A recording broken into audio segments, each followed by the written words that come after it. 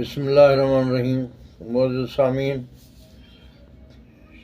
29 अक्टूबर ते सिंध जे समूरन शहीदन जो ॾिहाड़ो आहे, यौम शुहदा जे नाले सां। मुंहिंजी कुझु शाइरी आहे शहीदन जे हवाले सां, उहा जे अवां जे आॾो पेश करियां थो। शहीद कमाल दीन राहमू खे भेटा आहे बैत। कमाल तुंहिंजूं कुर्बानियूं नेठि त ईंदियूं रास, पुख़्तो आहे विश्वास आशिक आज़ादियुनि जो। आशिक आज़ादियुनि जो आह मूं वेसाह, जंहिं लाइ साह पसाह ॾिनो जोधन जूह खे। रहमा तुंहिंजे राह खे रहमा तुंहिंजी राह आहे आज़ादियुनि जी, रहंदो तोसां चाह सोढा सारीअ सिंध जो। रहमा तुंहिंजे राह जी पल पल आहे पचार, इज़त आज पो ख़ुशहाली नारो आहे निर्वार। कादिर मक्सी कौल में सदा आहे सचार, पनाती तुंहिंजो प्यार कॾहिं न विसरे क़ौम खे। क़ौम कई क़बूल आहे तुंहिंजी कुर्बानी, जानिब तूं जानी आहीं सारी क़ौम जो। मूर न विसरे सिंध खे जेसीं आहे जहान, जीए जेको जग लहे माण्हू सो त महान। सिर ॾेई सरहो थियो माण्हू जंहिं त मान, कुर्बानी कमाल दीन जी आहे शहादत शान। सो पनाती पहलवान ॾाहली रे ॾेहरो, अब्दुल वाहिद रो ॾीकरो खटी आयो ख़ान। कादिर मक्सीअ जे मथां कुर्बऊं थियो कुर्बान, आशिक इहो अहसान थियो आज़ादियुनि लाइ। नज़्म आहे कमाल विसरी सघीं नथो तूं, तोखे विसारण गुनाह आहे। कमाल विसरी सघीं नथो तूं, तोखे विसारण गुनाह आहे। अखियुनि खां ओझल कॾहिं न थींदे जेसीं बदन में पसाह आहे।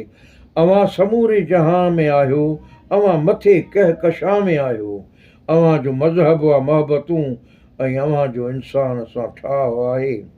मोहबती कुल ई मेड़ आहिनि, सजण सभई सहेड़ आहिनि। गदार गैरनि सां ठाह कहिड़ो, कबो उन्हनि सां जंगाह आहे। वतन ऐं मारू ग़ुलामियुनि मां जॾहिं बि आज़ाद थींदा हमेशह, सभिनि जे मन में मौजूदु हूंदे इहो ई पुख़्तो विसाह आहे। वतन जा वेरी न विसरी सघंदा, पल पुराणा कॾहिं न थींदा। शहीद तुंहिंजे ई दुश्मननि ते अॼु बि त करड़ी निगाह आहे। अव्हां जो अहसान यादि रहंदो, बचायो क़ाइद अव्हां आ सिंध जो। आज़ादियुनि जो आहे सो आशिक, असांजो उन सां ई चाह आहे। उन खां पोइ शहीद फ़हीम फारूक अब्बासी जी शहादत ते आहे लिखियलु, अमर तुंहिंजी तोले रोए ऐं रुआरे, सदा सिंध सारी सजण तोखे सारे। लिखियो नाव तुंहिंजो बि तारीख़ में आ, ॾेई रेज रत जो वतन वे जियारे। मुहाॾो तो रियासत सां अटकायो बेशक, मोटण मिहणू तोले थियो नींहं जे निज़ारे। फुटल गुल मुखड़ीअ मां ताज़ो हुएं तूं, अलड़ जवानी तुंहिंजी चमन वे संवारे। फ़हीमण अब्बासी वरी ॿियो न थींदो, फ़हीमण अब्बासी वरी ॿियो न थींदो, मगर लाट ॿरंदी 20 जा ॿारे। 1990 खां बि 1 साल अॻिते 19 मई शहादत फुलेली पुकारे।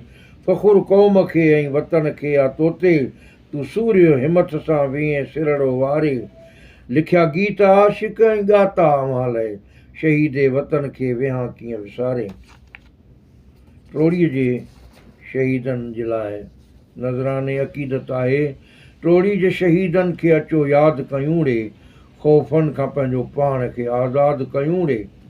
सच जी सा कहाणी आहे अक्टूबर ऐं 84, 20वीं सदीअ जो वाक़ियो इरशाद कयूं रे।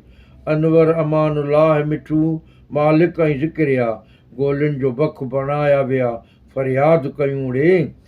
ज़ख़्मी ऐं हिरासां बि थिया खोड़ खुताबी, ॼाम शोरे खां सफ़र चांडका जो दाद कयूं रे।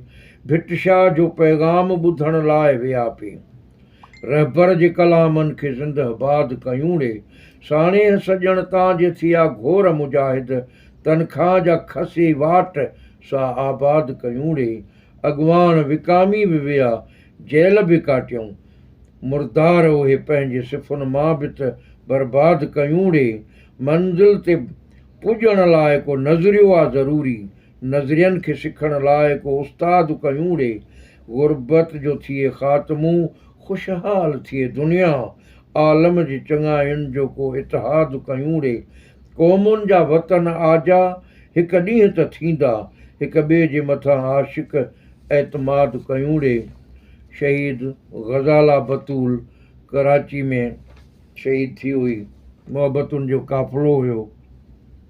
वतन मुहाफ़िज़ सिंधी नियाणी उहा ग़ज़ाला बतूल आहे, लिखियल पढ़ियल ऐं सुही सियाणी उहा ग़ज़ाला बतूल आहे, बहादुरीअ सां शहीद थी आहे, आज़ादियुनि लाइ नवीद थी आहे, धरावतुनि जी हुई धञाणी उहा ग़ज़ाला बतूल आहे। अजीब हुई जा तबीब हुई जा, अवाम जे लाइ हकीम हुई जा, वतन सां निस्बत जंहिंजी पुराणी उहा ग़ज़ाला बतूल आहे। नंगनि दंगनि ऐं वतन जे ख़ातिर कयाईं क़ुर्बान जान पंहिंजी, ॾिनो वचन खे जहीं आहे पाणी उहा ग़ज़ाला बतूल आहे। मुजाहिदी लाज़वाल आहे, बहादुरीअ जो मिसाल आहे, विढ़ी वतन लाइ ॼाणी वाणी उहा ग़ज़ाला बतूल आहे। कुहायो कंहिं ऐं कुठो आहे कंहिं सो, उन्हनि सां आख़िर हिसाब थींदो, अमर हयाती उन्हीअ माणी इहा ग़ज़ाला बतूल आहे। मई महीनो 22 हू ॾींहुं हो, 2012 में हमिलो थियो हो, कुठी कराची अंदरि निमाणी इहा ग़ज़ाला बतूल आहे। शहीद सिंध ते सलाम आशिक, असां सिंधियुनि जा सदा ई हूंदा, अज़ीम आहे जंहिंजी कहाणी इहा ग़ज़ाला बतूल आहे।